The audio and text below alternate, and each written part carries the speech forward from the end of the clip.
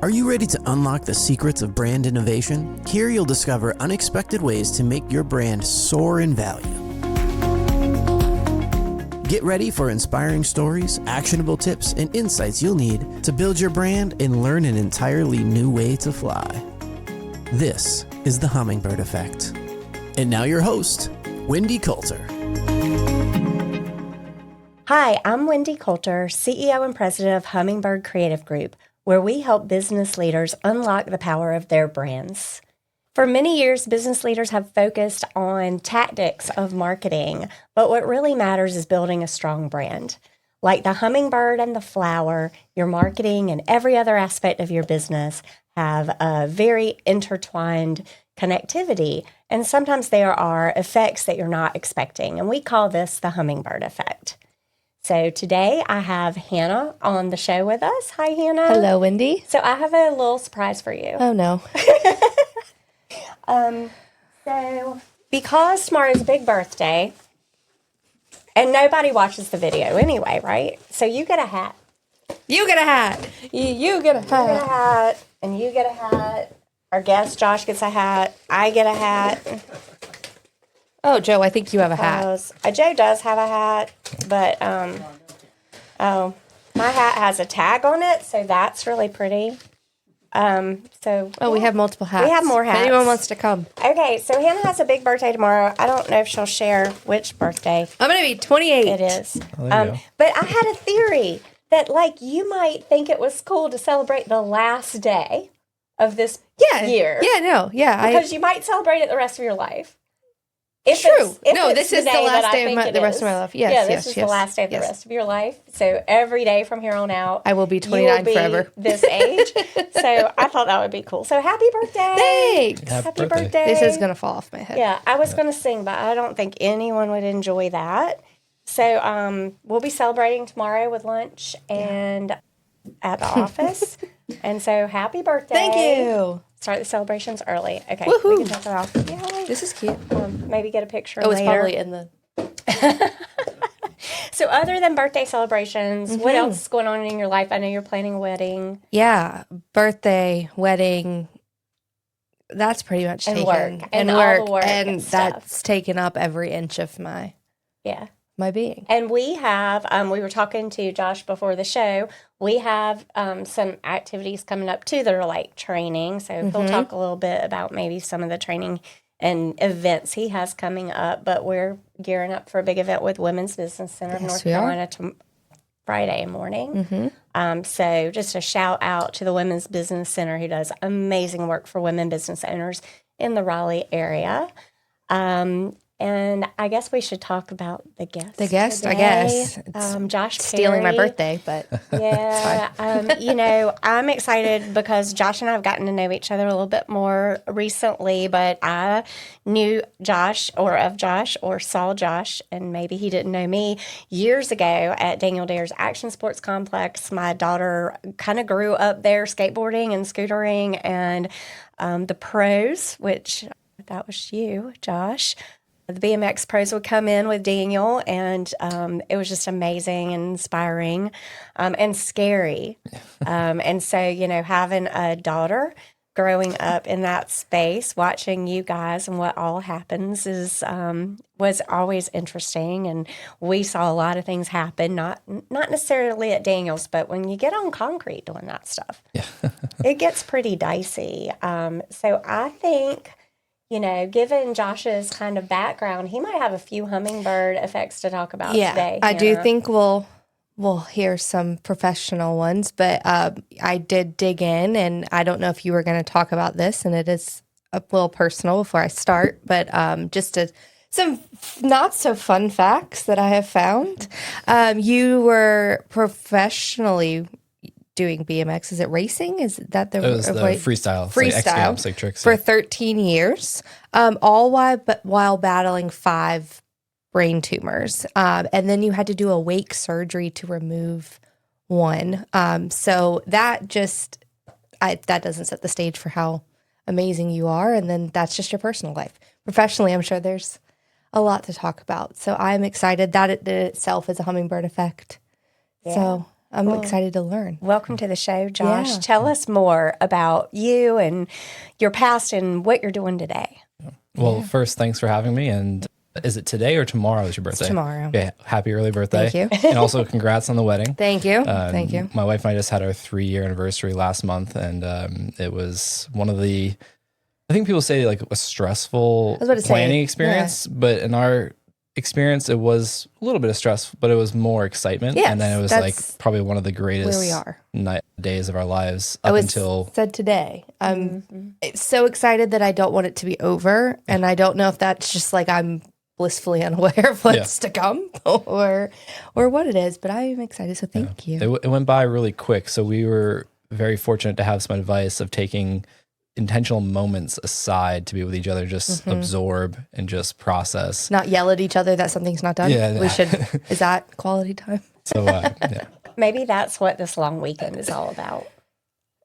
Maybe. You don't know. I have no idea. I am So, going on a surprise There's a surprise trip okay, there this you go. weekend. I hope it's not wedding planning. No, you're going to take a moment. Take to intentional be- time. That's right. That's a good piece of advice. Because even when doing that, it was like, wow, like the night's been going by so quick. And we thankfully had it at our friend's house where they had a bunch of land, so we wouldn't even have known it was their property. But we were there till maybe 4 a.m. with a bonfire for the That's people really that lingered good. around towards the end. And but even though it was, like 12, 14 hours, it went by so quick. So fast, and it's over. Yeah. And then And it was And one then of, one of the greatest days of our lives, though, just having all of our friends and family come together and be able to celebrate. And so I'm so for you. excited. And you have exciting news. Yes. To share as well. There's a little one coming. Yep, first baby on the way. Yay. Due date's July 24th, and Yay. we're excited about that. It's been about 1.5 years, maybe 2 years now of mentally preparing with some therapy and, getting to the place of making the decision. And it's interesting because when we found out that Jackie was pregnant, it just, for me, it felt like a weight lifted. And I was like, that's how this works. You do the thing, and it's like all the anticipation And just, that's it. yeah. And then new things come along. So looking Then you forward wait. to that. Yeah. I love it. Well, tell us a little more about your background and where you've landed. Yeah, I mean, there's a lot to it. I think everyone, whether they realize it or not, they have a story, and there's a lot of elements that go into it. And my best way of trying to summarize all of that was to write a book last year. It took me 6 or 7 years to finish, and there's parts of it that aren't in there that I'm not sure if I should put in there or do another book. So, but I guess, long story short, I mean, how we originally met, now that I recall, was in my BMX career. That was a childhood dream. I grew up just wanting to be like the people I saw on TV and played the video game characters of. And I made that happen. I turned pro my junior year of high school, around when I turned 17, and then moved from Massachusetts to Greenville, North Carolina, about an hour and a half east of where we are. And that was to train with Dave Mira, who is, for people that aren't familiar, like Tony Hawk to skateboarding, Dave was and is that to BMX. And he had a private training facility along with Ryan Nyquist, had another private training facility, backyard ramps, public park. And at 17 years old, I was paying $200 a month for rent with a 3-bedroom apartment with some of my best friends, and That's awesome. living the dream, traveling the world, being paid to ride my bike, film video projects, compete, and shoot photos and all that good stuff. So became heroes or friends with my heroes and like the people I played the characters of video games with. And yeah, that just led me down a path of really just pushing myself mentally and physically, and didn't realize the emotional part was there as well. And then my first year after getting into the X Games, I had a head injury that led to an MRI that accidentally discovered the first of many brain tumors. And that was when I was 21 in 2010. And that was the catalyst of me pointing the finger back at myself and asking, what's going on here? What can I do differently? What am I not seeing? And just was the catalyst to me just doing a deep dive into learning about who I am, who I thought I was, and who I could be. Put me on the path to where January 2020, I decided to experiment, figuring out who I was without BMX. And that's a 6-year experiment still running. I was about to say, have you succeeded, or are we still? Yeah, I mean, I think now it's just a decision. But what started as a hypothesis, if you will, cemented in my chosen reality to be on a path of a higher calling, I say, which is the coaching business I've been doing full time for 8 years now, and I just love helping people transcend beyond performance. I guess we can talk more about that later, but it's just my understanding of so much of us, try to perform, to do something, to get something, to be something, when really that's just part of the reality that is what we call life. And I feel like a lot of that gets us results, and then it also comes with expenses along the way. And there's a less forceful way I've learned to live life. So I think at the end of the day, I'm like an oxymoron of a high performance coach, because I'm usually not telling people they need to do more. Actually, it's the opposite. It's like, let's pause and pull back and let's see what's going on, because that was my journey, was really having my dreams come true and then still not feeling like enough and not feeling successful. So I just love being able to help high performing individuals, really discover themselves and what it means to perform at a high level and what it could look like beyond that. So what I love about Josh and just like how we've connected here in general is a few years ago, he spoke at a Kymanox annual meeting. And I learned that he's coaching Stephen Perry at Kymanox, and we do work with Kymanox. And so I just had that moment of, wait, I know this guy. How do I know this guy, right? And then he was telling his story on stage, and I was like, oh, yeah, that would be BMX. And so it's just really neat how, like, that little string keeps coming back around, and we keep touching base with each other here and there. And I always feel like that happens for a reason. So let's transition, because we're here to talk about a hummingbird effect. And, for us, and really for me in coming up with the idea of the show, I own a marketing agency, and the majority of the time we're being talked to about ROI and immediate, results of marketing strategy and how are we going to help sell the next thing. But over the years, I've just seen so many other effects of great marketing and great branding specifically that really lead to long-term success. And you don't always know where it's going to come from. It might be that a business gets valuated a little bit higher. It might be that a new product idea comes out and it turns out to be the most amazing product that the brand has ever come out with. Or it might be a big culture shift for the team because of something that happened with the marketing and the branding. And so I wanted to explore that in the podcast and kind of talk about the way that something in a branding and marketing world can lead to changes in a completely different way. And so let's unpack that a little bit and just talk to us about where you've seen like a shift or change in marketing with a client or in your own world affect something else that was totally unexpected. Yeah, I'll speak from my personal experience. It's definitely been an evolution to where I learned I wasn't being as vulnerable with myself, therefore my communication. And what I was stuck on was trying to help people get to what you were talking about. People want an immediate ROI. So I was positioning myself as someone that can help solve problems. And that realization for me of solving problems could be the problem of itself, solving. And so when I started to look at it in terms of, okay, how can I create more of a ripple effect downstream, long term, really help people see the gaps that lead them to going, oh, like, let's look at this surface level thing that we can see, but not the invisible component that's driving the piece that we can see. And we usually gravitate to like, I'll just mess with this. I'll change this. I'll stop doing this. So when I started to realize there's a deeper thread through all these things I'm talking about and started to implement that in my life and started to communicate that, it was less of me trying to be something and more of me just being it and helping people connect the dots of what they were experiencing and what I was sharing that could actually help them bridge the gap. And that's why I talked about earlier of me kind of feeling like I'm an oxymoron as a high performance coach, because I think a lot of us look, and human nature is to live in this 3D world. And what I've learned about my marketing or my coaching and just kind of my positioning as a human being, which is an extension of, or my business extension of me, is like, let's look at the elements that aren't being seen, like identity and energy informing the decisions we make, the behavior we create, and the outcomes that are a result of it. So just making that shift to looking deeper into, someone may want to scale their business and make more money, or they say they want to scale their team and they have a recruitment issue. I come in and I'm like, all right, well, what's actually fueling this problem? And what is the implications of not looking beyond the surface? And so just that shift of really getting more vulnerable with myself to be able to pick up on things, feel things, and then communicate that. I've just by virtue of making that shift, I now have people reaching out to me to inquire about what I do at the least, and if not the best, like, how can I work with you, Josh? And that was just these small tweaks of just kind of language I was using rather than just trying to solve people's problems. I was challenging them to look at what's really informing the statement that you think you have a problem or the desire to make these changes. And let's talk about that. So talk about how you measure that. Kind of how are you measuring the results of that shift that you've made?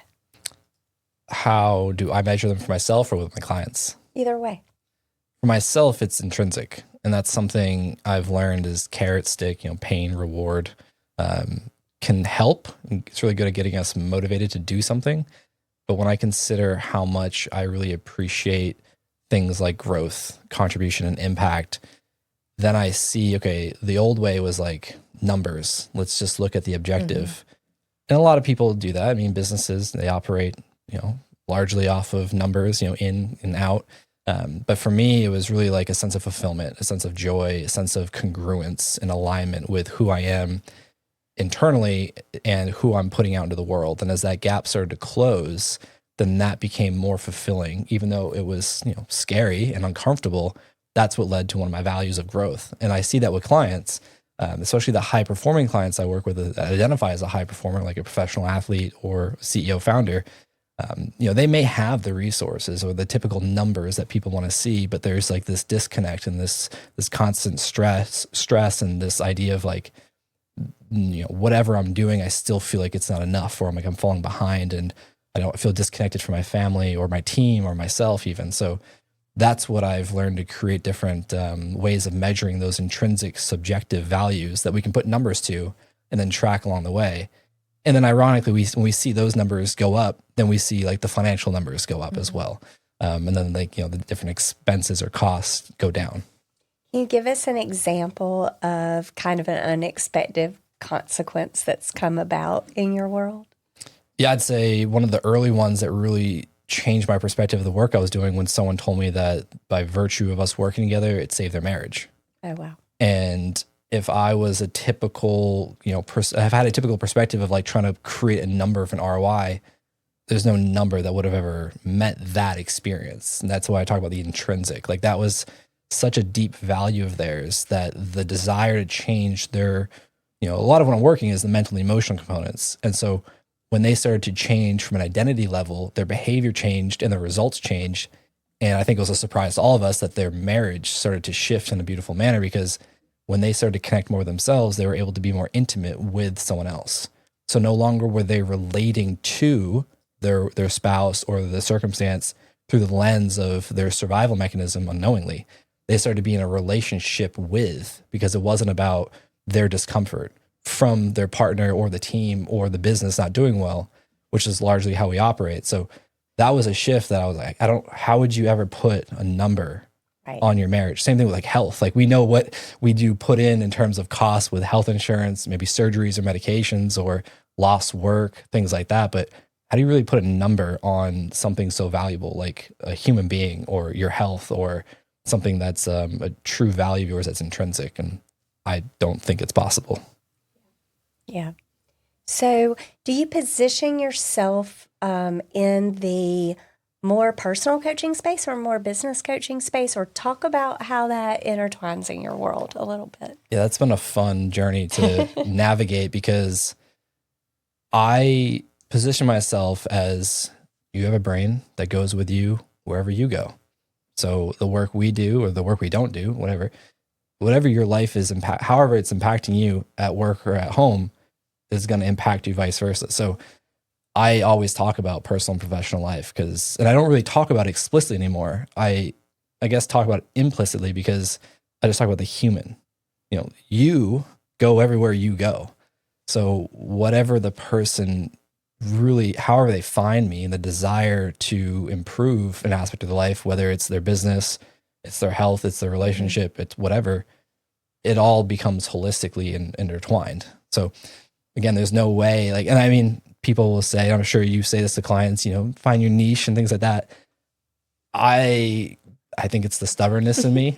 I have a hard time finding that niche, so to speak. And instead I've used how I speak as my niche, if that makes sense. I think that makes total sense. So I always talk about niche because I know I felt called out. right? We feel called out when people say niche. So, as someone in marketing and someone who owned a business, it was years and years and years of being told, you've got to have a niche, you've got to have a niche. And I always looked at niche as like a vertical. So like in your case, is it exactly the way I asked it? Is it personal coaching? Is it professional coaching? Do you deal with, only executives? Do you deal with only men, only women? What is your niche, right? And I could never come to a place at Hummingbird where I felt like we had a niche. I would try different verticals and I'm like, but when the economy changes, I need to be able to serve multiple verticals. So why would I only do work for restaurants, or why would I only do work for life science, or why would I only do work in construction? I want to do work in all different kinds of things because that will help with job security over time. And sustainability was like a really big focus. And so for us, same thing, like finding the way that we communicate our value proposition, and branding is our niche, not who we serve. We can serve a lot of different people. So it sounds like you can serve any person who is open to the way that you do things. So talk a little bit about that. Talk about the way that you come to the table and how that is maybe a little bit different. Yeah, I think you said something key, that how, as I interpret it, is the person has to be willing to explore these conversations and willing to commit to change. And so if any niche word were to be used, I mean, in the corporate space and the athletic space, it's high performer. Not everyone that is a high performer, in my mind, consider themselves a high performer. So I've been challenged by different people in marketing that just tell me like, you got to have a niche, and people I just met for the first time, or they're just in my DMs on LinkedIn. And I'm like, if anything, now I'm about to just change my title of who I work with to just people. Like I help people. That's it. Because for me, how I feel like I come across in, developing a relationship and then, maybe a client, is through conversation. It's just through meeting people where they're at. And that could be from a referral. It could be from being on a podcast. It could be from my content. It could be from meeting someone. And just by virtue of me showing up with a compassionate and empathetic container of just the energy I bring to the table, not judging, I just ask questions that most people won't, which is my role as a coach. And then it helps them see things they can't see, which is, I think, the number one thing I help people with is discovering blind spots. And so I think just by just being myself and then creating that experience, people end up being curious. Like, oh, how could this help me? I'm like, all right, great question. You want to set up a time to chat more about that? That's what I love to do. I think when I was trying to like niche and like, I only work with executives, but then I'm like, I work with people in finance that are managers, maybe not executives. I work with solopreneurs that are in a completely different industry. I work with life science people. Like, I work with athletes. Well, and you find the definition of executive is a really interesting conversation to have with anyone, because anyone in corporate America, the executives are the highest, like set on a pedestal. If anyone else calls themselves an executive, that's not a good thing, right? But in small business, the business owner is the executive. And oftentimes in a small team, there are people really close to them who would be considered executive level. They're just not in a large organization. So that's always interesting. And then I think, to your point with sports, that doesn't fit in the box, and that's okay. Yeah. I mean, right now I have 2 pro golfers as clients I'm working with. I have a fractional CFO. I have a founder as a client. I have someone that's not sure how to relate to themselves or title themselves. They, I think, are a small business owner. They're a 1099, but they're a middle person between a manufacturer and the businesses they are like the middle person to, and they run a team. So I asked them one time, I was like, so how do you refer to yourself? Like entrepreneur, small business owner, leader? And they're like, I don't really know. I never thought of that. I was like, because in my mind, you're a small business owner that is also a leader, but not an executive, but not a solopreneur because you have a team. So yeah, I work with people in between. And then that's the beauty of me working with companies as clients, is they, depending on how we structure it, whoever they want to have support, to grow, I work with them. And it may not be, in that case, it's a lot of times it's not the executive level. It's some other leadership level. And my ignorance of the corporate world, I think, helps me because I'm just like, I don't need to know what the roles are, the titles. To me, it doesn't matter because what matters is how that role impacts you and then how you are impacted by the rest of your life. So as an entrepreneur yourself, what do you feel like the biggest lesson is that you've learned going down this path of marketing and branding yourself in this different space that you're in today? I'd say for me, the biggest thing I've learned in terms of marketing is the phrase, just be yourself, just be authentic. How do you know to do that or what that is if you don't know you've ever not been your authentic self? And that's something that I think takes a minute to think about. And for me, what helped me was realizing how much of my life I was in like a state of functional freeze in terms of a stress response. I was doing the thing, but internally, my autonomic nervous system was suppressing emotion. So I wasn't feeling, I was stuck in my head. I was intellectualizing. So I thought I was being me, which always frustrated me for years when mentors would be like, it felt like you were really in your head. Like, get more in your body. I'm like, what does that mean? Like, how? Like, I'm here right now. And I would say that when I started to really grasp that concept, I was like, oh, so I was stuck in this. And I mentioned earlier, closing the gap of who I am internally and who I'm putting out that I think people perceive me as. And that gap grew to where it collapsed. And that was, we call it midlife crisis at 28 years old, whatever you want to call it, quarter life crisis. But that really taught me like, oh, there's a version of me I don't feel comfortable sharing. And I caught that I was trying to speak in a way that people would accept to gain approval to work with me or to hang out with me, whatever the motive was, depending on the context. And so when I really got like, oh, I can just like stop trying to talk like other people I admire and I can just speak the way I do. But that took really understanding that I was insecure with who I was and how I was communicating. And even in environments like this, I would be stuck in my head trying to think about what to say rather than just speaking it. So when it came to marketing, in the last year and a half, when I've just slowly shifted the energy in which I am informing the words I use and just speaking the way I want to, same thing in my BMX career happened. When I started to really authentically express myself without the constraints of what other people, the judges thought what I thought they wanted to see from me, I started placing higher. And I've been doing that in my business now. And I've had a conversation a couple of weeks ago where someone was following my content for a couple of months. And then they just saw the transition and they wanted to reach out because they felt connected. That's the biggest thing I've learned is if people tell you to be yourself, be authentic, and you're not sure, it's going to create that disconnect because you're disconnected from yourself. And that's what I found with myself. That's what I find with a lot of my clients is we're so worried as humans of the thing we want is out there that we lose sight of who we are because we're trying to be something or do something that we think is going to get us that thing. Well, and I think you're unpacking that really in a unique way because we hear, especially as women, like I'm at events all the time that are about be your authentic self. Mm-hmm. And somewhat for me, I've always been like, how am I anything else? Like, right? Because you're kind of authentic for also the time of life that you're in or what's going on. I assert you're always as authentic as you're able to be. Authentic as you can be, right? But I think the way you're unpacking that is more about, like I went through a time in my life where I had some women in my head about the way I was dressing. Mm.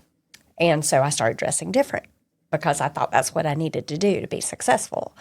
It didn't really change who I was. It didn't really change the way I approached the world other than I was uncomfortable in that space then because I was not dressing the way. So that's just like a simple way. So when judgment comes into play and we put judgment in our head is when we aren't so authentic is what I'm hearing you say and trying to find the ways to let that go, which I'll say, becoming a woman in your 50s, somehow it all just starts to melt away. So that's been fun. Yeah, there you go. That's why I'm 29 forever. That's why you're 29 forever. Yeah, because I think I had probably about hit 30 when there was some pretty serious like judgment coming into my space. in the business world, right? Don't judge me. Well, I think it happens somewhat because like you're getting to that place where you've got experience behind you, and then people are holding you to new expectations that you might not be sure really what your path should be, and you kind of let them steer that if you're not careful. So letting that go. Well, I think you just said that's it. If you're not sure, Right. that usually tells me that someone's partially disconnected from their authentic self, like their true nature of who they are. And so the words that are full of judgment is like, I should be doing this. I shouldn't have done that. I need to do this. And it's all based on the perception that we have of other people's perspective of us. And something that really shifted my mindset quite a bit was the idea that we're not worried what other people think. We're worried that other people think what we already think about ourselves. And so when we can really get that, and we're like, It was deep. oh, okay, well, that makes sense. Yeah. I was talking with someone yesterday, another coach, and sharing about how he's, judgmental, not as much as other people, but judgmental of himself and worried that what he puts out in terms of content won't be received in some kind of way. But he's not, he was, I forget how he was wording, but he was like, yeah, but it's all good though. And I was like, but it's not, because you're telling me about this and you're talking about it, and the energy is this concern. And so this was the first time we spoke. So it was interesting. And then we got into it. And he's like, yeah, that's actually true, because because I was asking him, well, what would be the concern if someone, had some type of feeling about what you wrote? And it got down to this thing about not being good enough, not being, valid in what he was talking about.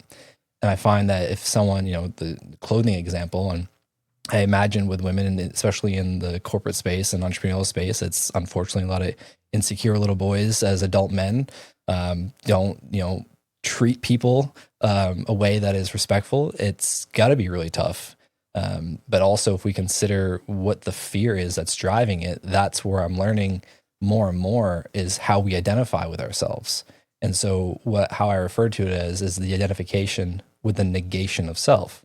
So if we go deep enough and we're vulnerable enough with ourselves or with someone that can help us see this, is if at the root of the fear, and this is deeper than limiting beliefs, but at the root of it is like this idea that I'm not going to be something safe, good enough, worthy, acceptable, whatever, loved.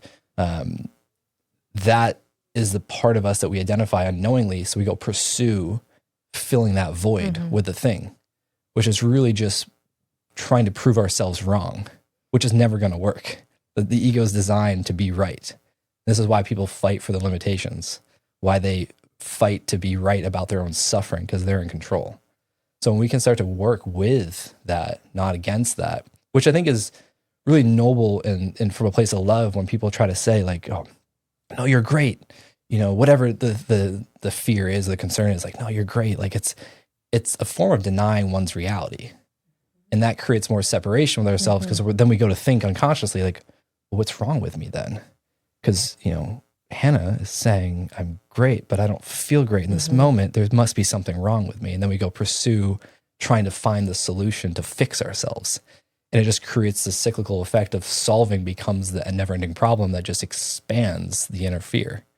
And so that's a lot of my work, is helping people unpack those things, but also it's because of the journey I'm on, understanding more of myself. And that's kind of how I position high performance today, is how well you know yourself. Why are your goals the way they are?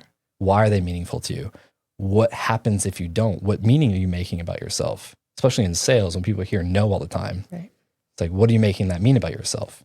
And so, yeah. Oh, we hardly ever hear no anymore. They just disappear.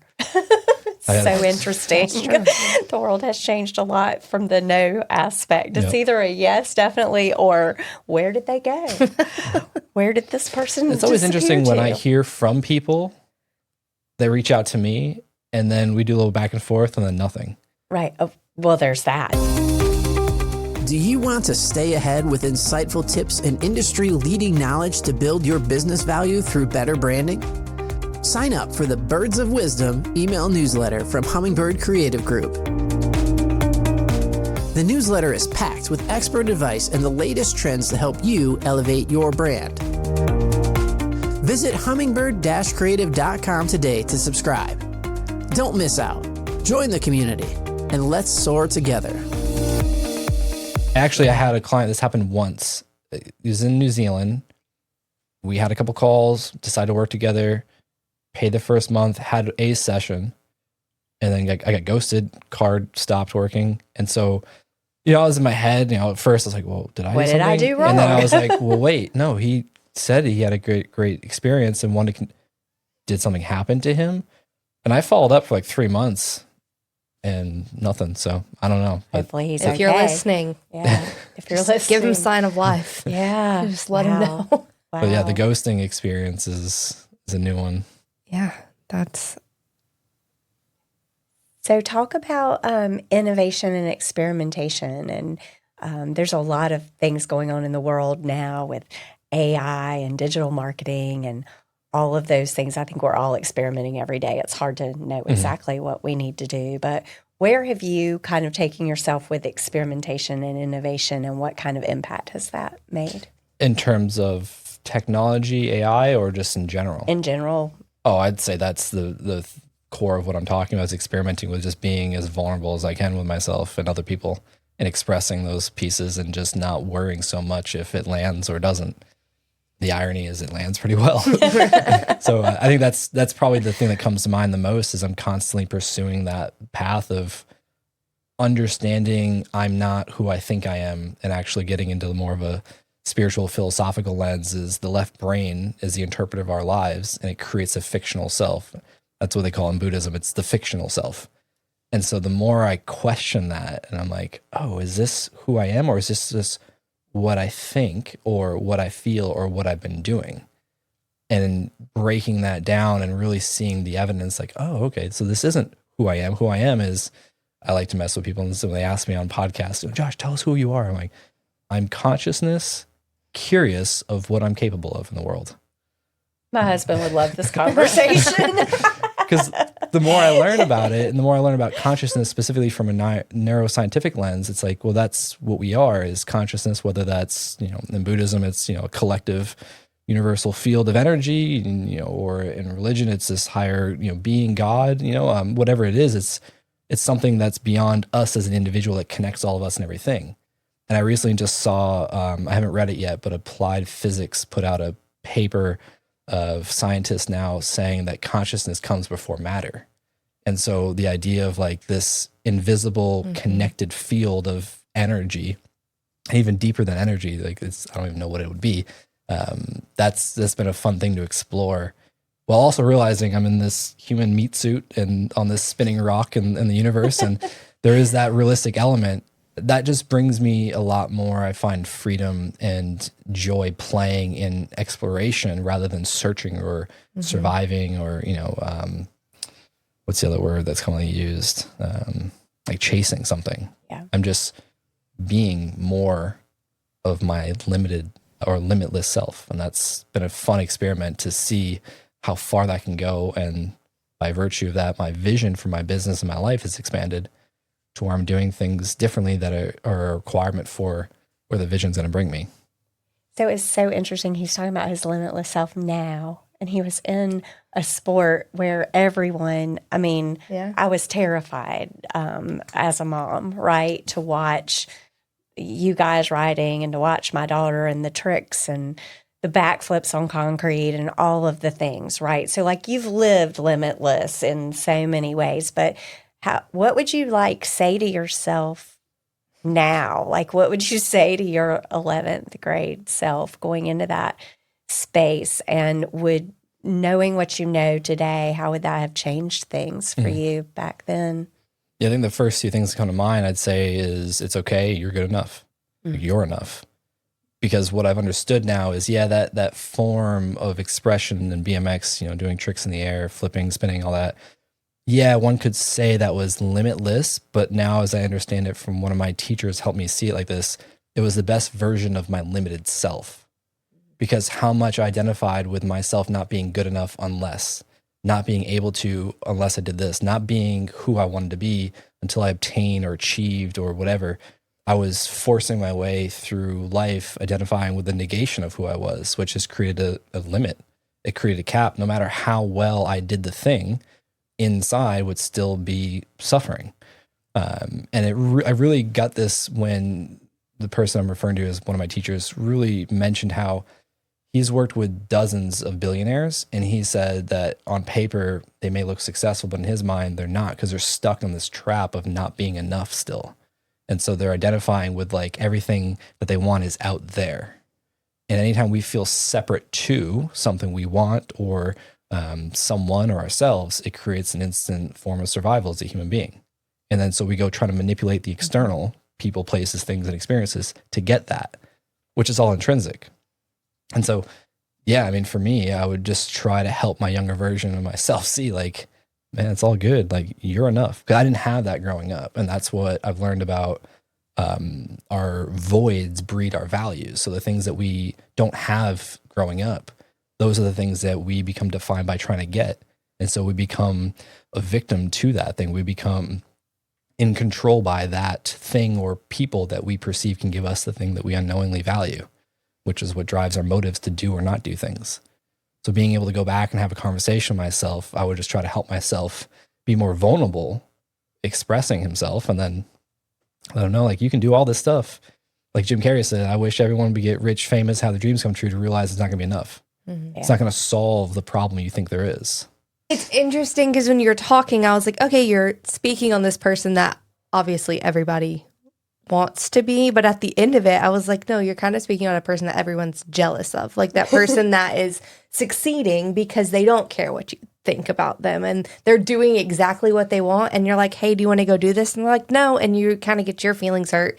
But it's just they know exactly what they want and how to get there. And you're always just standing back. So it's interesting to hear someone that's actually gotten to that point and not just standing behind them envious of what they're doing. And I don't know if that's relatable to anybody else or if I'm just... Well, I think it's interesting because I think it kind of comes down to what some of us look to as confidence. Yeah. Mm-hmm. Right? But it might not be confidence as much as it is finding that authentic self and finding your comfort in the world, as opposed to, oh, that person's got it all together and they're so confident, right? Yeah. So we even think about the language you use. What would someone that's jealous of someone that they admire want to be? What do you think that jealous person is experiencing? I think you're asking me to my face. I know. I was trying to like have an example honestly, of it too. If that's true, yeah. I mean, I appreciate that, and I acknowledge you sharing that. I was thinking about like some specific people have popped into my head, but I was trying to pinpoint what it was, and really the entire time was they just don't care. Like they were going to say what they wanted to say, and they were going to do what they wanted to do, and for some reason, everything always worked out for them. And it left me kind of cleaning up their mess because they didn't care, and that mess probably, now that you're talking, didn't need to be cleaned up. I just didn't know what I was following them because they were presenting as a leader where I probably could have been in the same position. And the stories that I'm thinking of, I was the leader. I was in charge. These people were technically under me, but I was so drawn to their confidence, whether if that's the word or not, that I was just kind of letting them go. And in turn, I was miserable. So I think I'm just having a moment of realizing. I appreciate you sharing that. The position that I was in. So I don't know if that's relatable to everyone, if you've seen that or experienced that, but that's what human I was experience. Going. The other thought I had, and this one I think is a question for you, Wendy, but I was trying to connect it all back to the corporate world or leadership, whereas Wendy, you could engage and you could learn all about yourself and what brings you joy and close that gap. But then how do you create leaders that encourage people below them to do the same thing and then take it a step further and be accepting of who they are and that they are a part of your team? Because if you hear me say something and it's like, why would she say that? But it's just genuinely what I thought and I'm happy with the outcome. How do you create an environment that is accepting of everybody? And I don't think that there's an answer, but that was what I was trying to write down as we were talking. I think, and I would hope Josh would support me on this, most good leaders are trying to do that all the time, right? Like we're hoping we're creating an environment where everyone feels accepted and a part of it. And, part of that, though, is understanding maybe our own values, and then how to surround ourselves with people who connect in that way. And that does come down to understanding authentically who we are instead of, oh, my company needs to be this. And then you're not in alignment as the leader, and therefore your people aren't going to be in alignment either, because you've created this thing that you think people expect your company to be a certain way, right?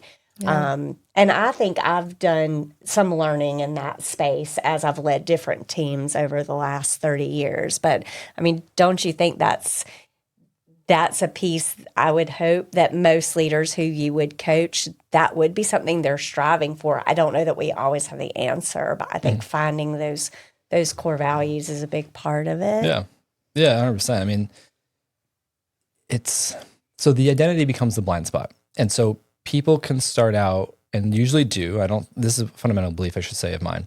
Everyone is doing the best they can with the resource available to them at the time. Awareness being one of those important resources. So I don't believe in bad people. I don't believe in that whole framing. I believe people are byproducts of their environments they grow up in, which epigenetics shows us how this happens to a cellular level with a child in the womb, and the different receptors of different information that gets embedded into us and encoded in our DNA. So that's first. Everyone's doing the best they can with the resources available to them at the time. The environment being one of the most important resources. This is the nurture over nature conversation of what's most impactful. Yeah, someone may start a business with the greatest intention. And then as it grows, as they experience more life, blind spots start to become a very big apparent aspect of every human experience.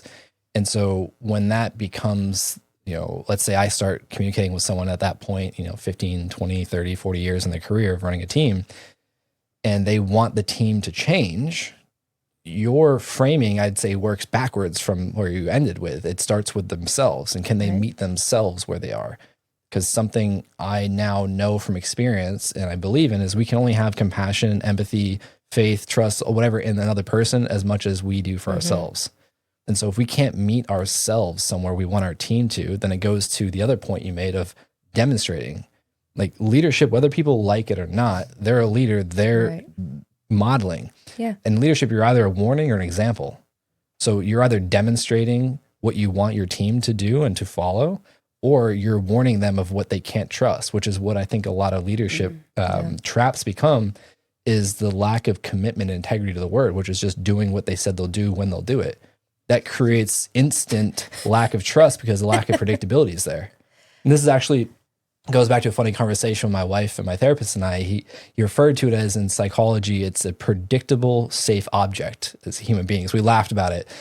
But what we discovered for each other as, partners was we became a predictable, safe object for each other that we didn't have growing up. To no fault of our parents, they were just doing their best, and now we're doing our best.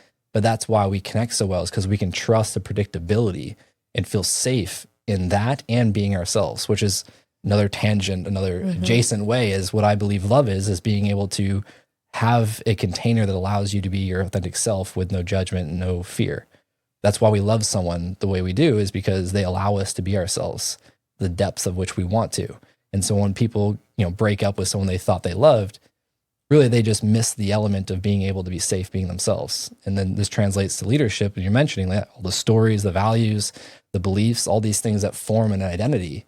It gets to a point where if things start growing and what they did to get there starts to change, that identity becomes challenged.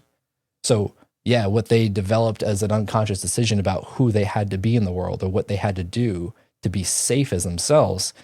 And this is what I see with any one of my clients, we get to this point, is the identity starts to get to the edge of its comfort zone. And so there's a growth barrier that's being met.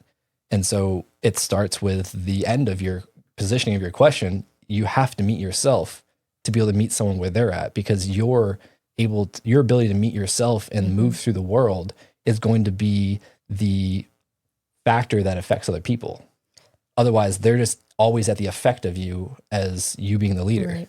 How do you relate this back to work-life balance? And I ask that because hot take, I'm not a big work-life balance believer in the definition of it. I think that we work, but that is part of your life. Like, you can't completely draw a line to separate it. And what we do, we're always having fun, and there's 5 of us, so we're a small team and we're with each other all the time. So it's not like your typical corporate job going in, but it kind of feels like, if I'm hearing everything you're saying, you really shouldn't look at it like as a balance. It's just you and what you're doing and what's making you happy and where you're trying to go. And maybe it's okay to admit that you want to go to work.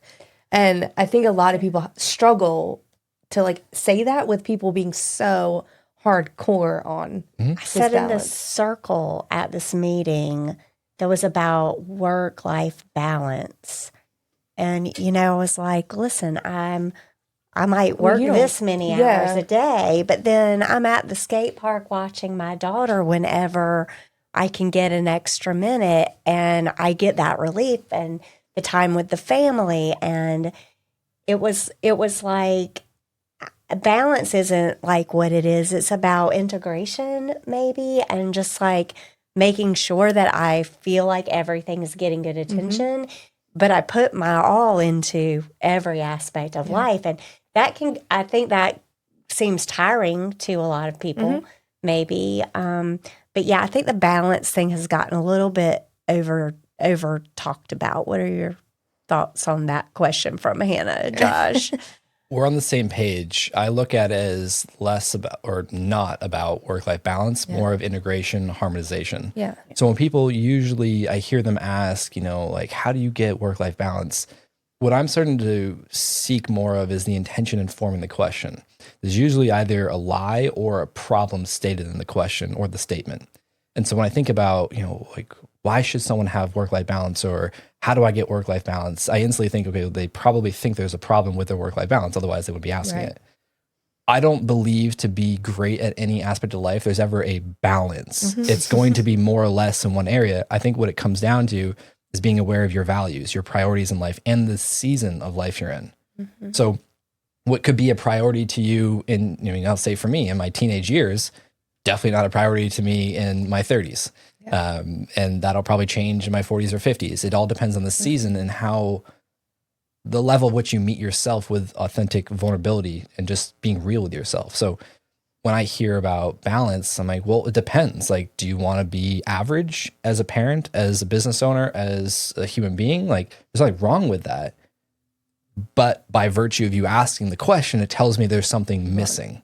So what do you want? And then that creates the path of what's actually important to you right now. If, being creative is not important to you right now, then why try to be creative when your health is maybe a priority or your family? I think that that's a trap a lot of entrepreneurs and just human beings in general fall into, is like this idea that they have to be great at everything.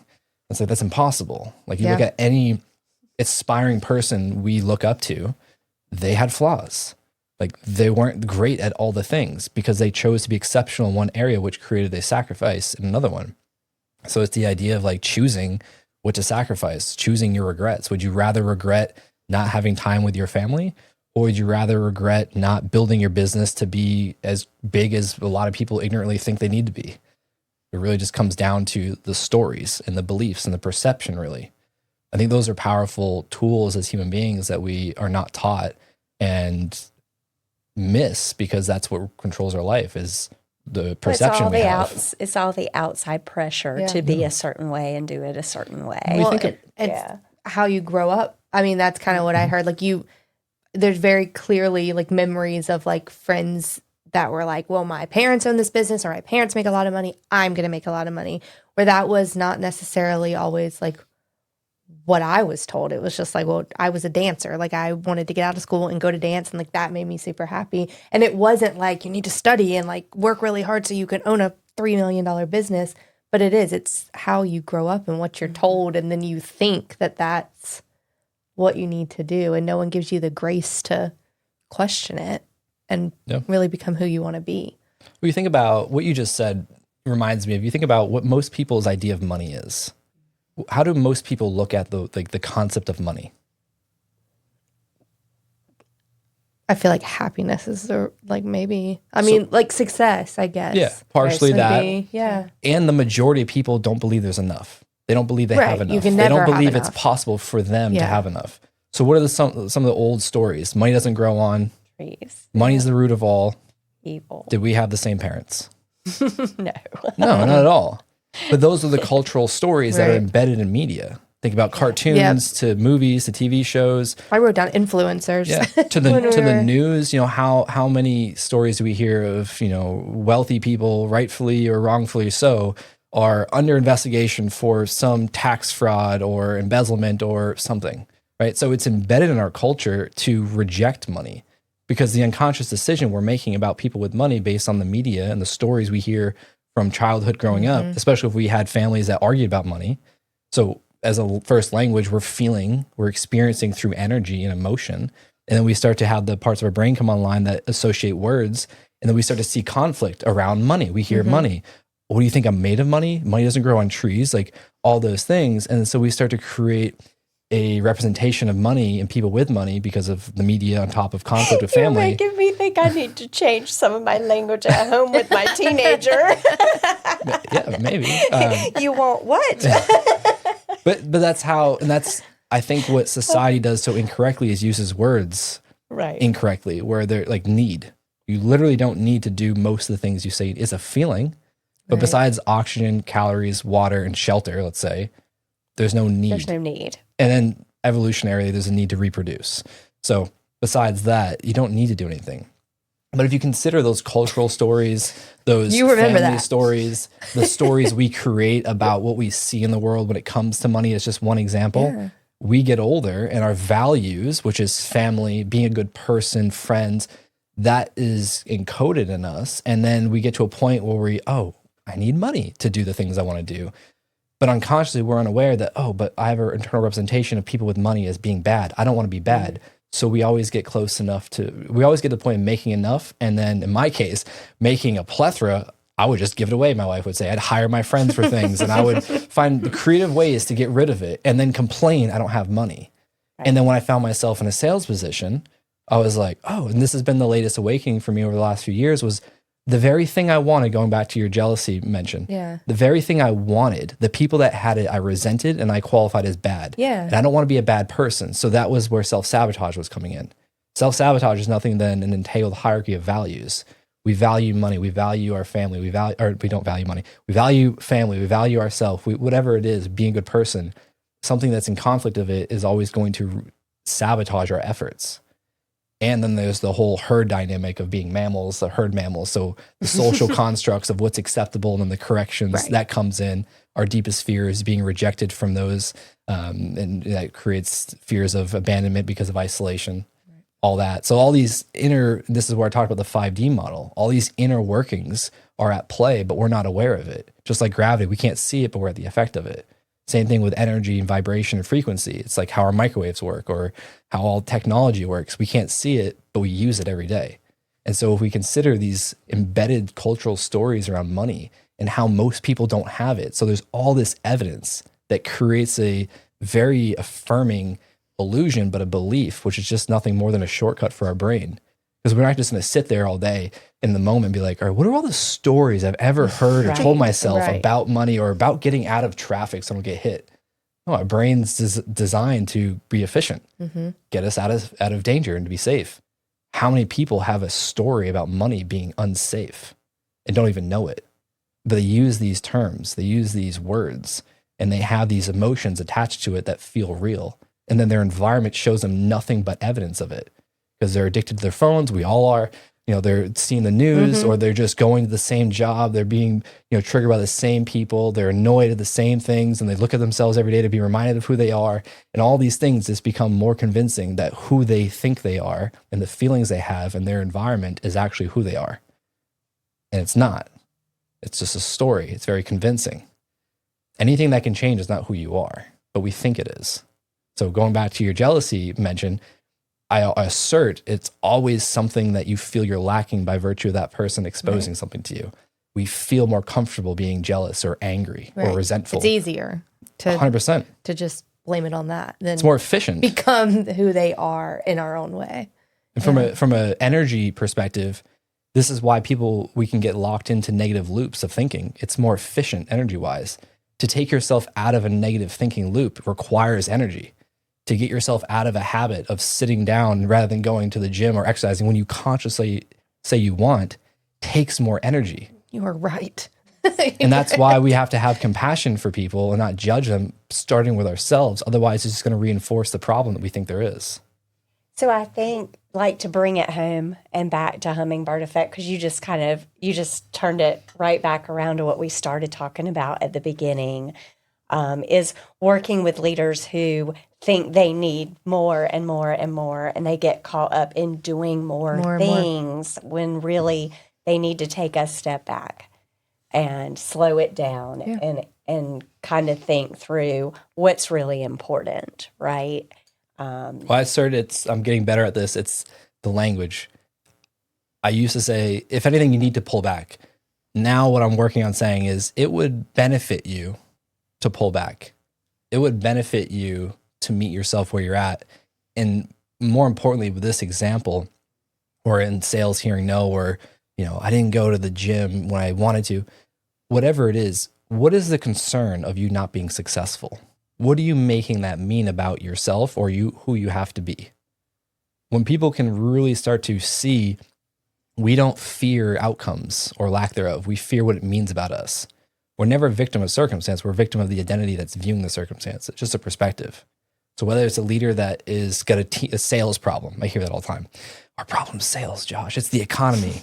I'm like, all right, well, I can find evidence of the same business as you that is actually thriving right now.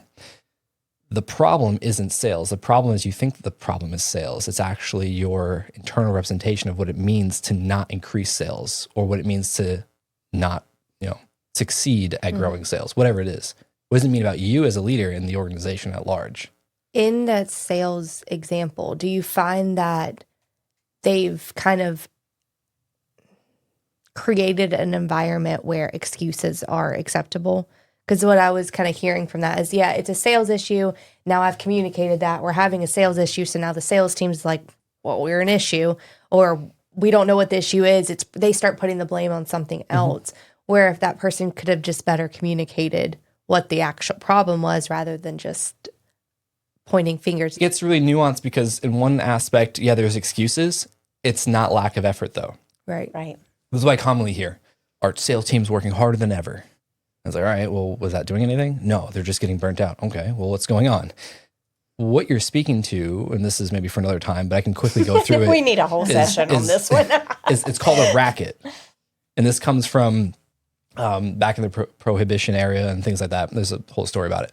There's 4 components of the anatomy of racket. The first one is a chronic complaint.